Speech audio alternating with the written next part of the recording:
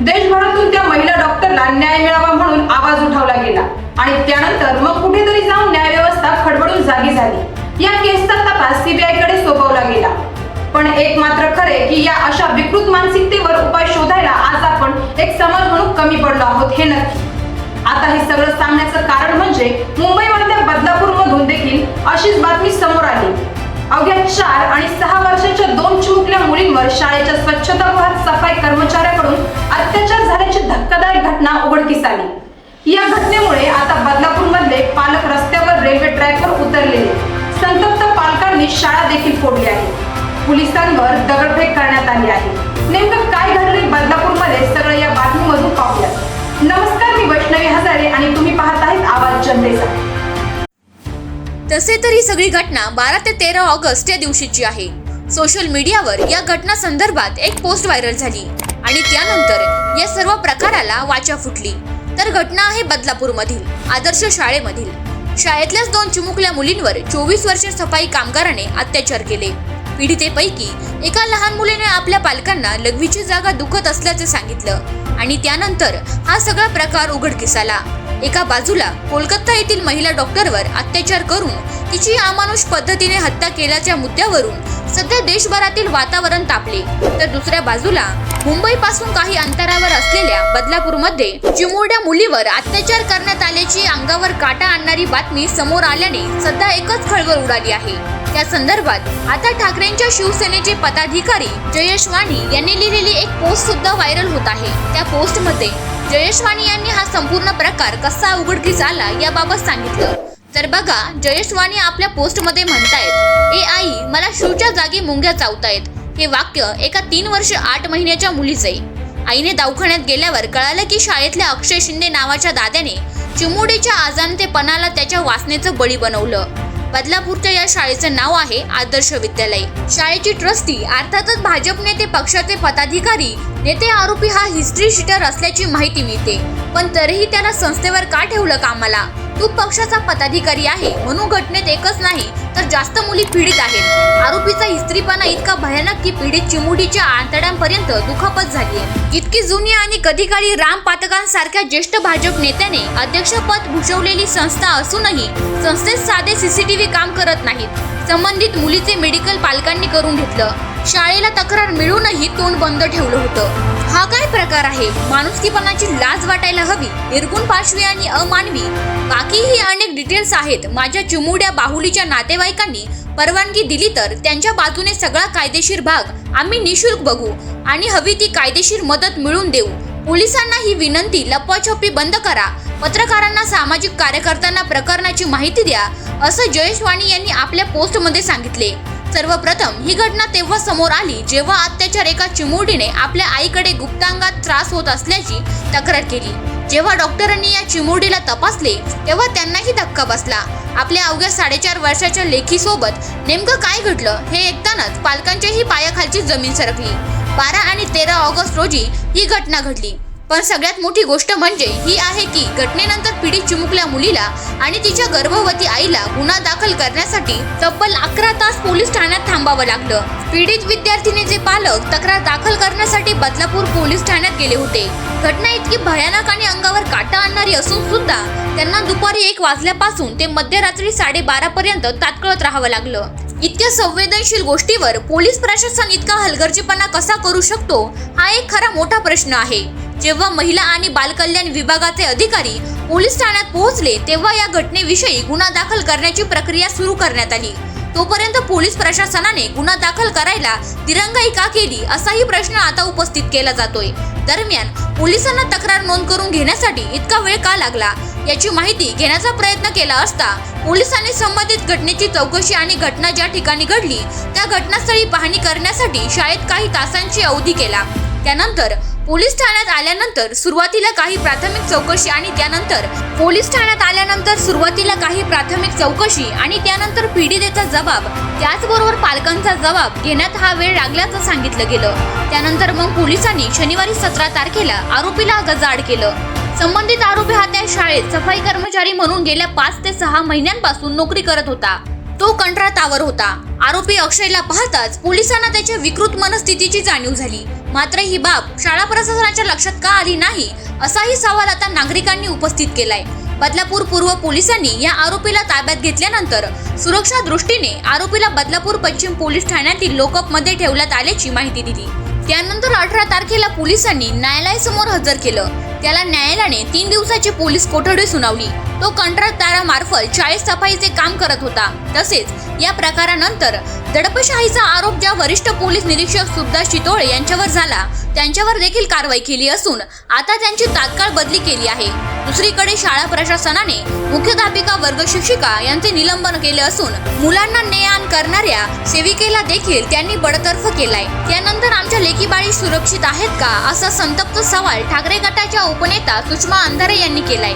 तरी जिथे गुन्हा घडला आहे तिथेच त्याला फाशी द्या अशी मागणी पालकांनी केली आहे. त्यांनी शाळेला घेराव घालत तात्काळ कारवाईची मागणी केली आहे. एवढेच नाही तर संतप्त पालकांनी रेल्वे रोको सुद्धा केले.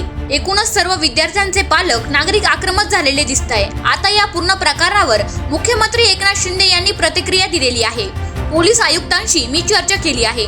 पोलिसांनी आरोपीला अटक केली असून त्यावर खुनाचा प्रयत्न, बलात्काराचा प्रयत्न, पोस्को अशी कठोर कलम लावण्याचे आदेश दिले आहेत.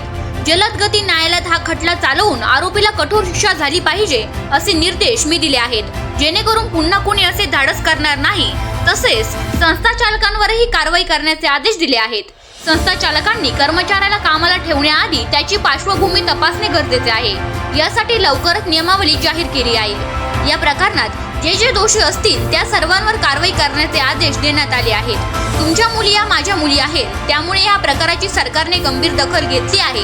सरकार संवेदनशील असून कठोर कारवाई करून विद्यार्थिनीला थोडा जरा संशय आल्यास त्यांना तातडीने प्राचार्य, मुख्याध्यापक किंवा शिक्षकांना न घाबरता निदर्शनास आणून देता आलं पाहिजे अशी यंत्रणा हवी असे मुख्यमंत्री एकनाथ शिंदे म्हणाले. यावर आता श्रीरामपूरमध्ये देखील भीमशक्ती सामाजिक संघटनेने पोलीस प्रशासन उपनिरीक्षक दीपक मेंढे यांना आज असे निवेदन देण्यात आले की या 2 चिमुकल्यांवर लैंगिक अत्याचार केल्याप्रकरणी सफाई कामगारांना अटक झाली आहे. तरी या आरोपींची केस फास्टमध्ये कोर्टात चालवावी. या प्रकरणात सरकारी वकील उज्ज्वल निकम यांची नेमणूक करण्यात यावी. या घटनेच्या मुळाशी जाऊन तपास व्हायला हवा. यातील आरोपी विरुद्ध पोस्को कायद्यानुसार तसेच भारतीय दंड संहितेनुसार कडक शिक्षा व्हायला हवी असे सदर घटनेबद्दल भीमशक्ती संघटनेच्या तीव्र भावना असून निवेदनाचा गांभीर्याने विचार करावा व अत्याचारित बालिकेला न्याय मिळावा अशी मागणी या निवेदनामार्फत केली आहे. आज आम्ही संपर्क पोलीस स्टेशनला भीमशक्ती संघटनेच्या वतीने बदलापूर येथे 2 चिमुकल्यावर अत्याचार झाला त्या घटनेचा आम्ही निषेध करण्यासाठी व पोलीस प्रशासनाला निवेदन देण्यासाठी इथे आलो आहे. आणि आमचं निवेदन पोलीस निरीक्षक दीपक मेढे साहेबांनी हे निवेदन स्वीकारलं आहे.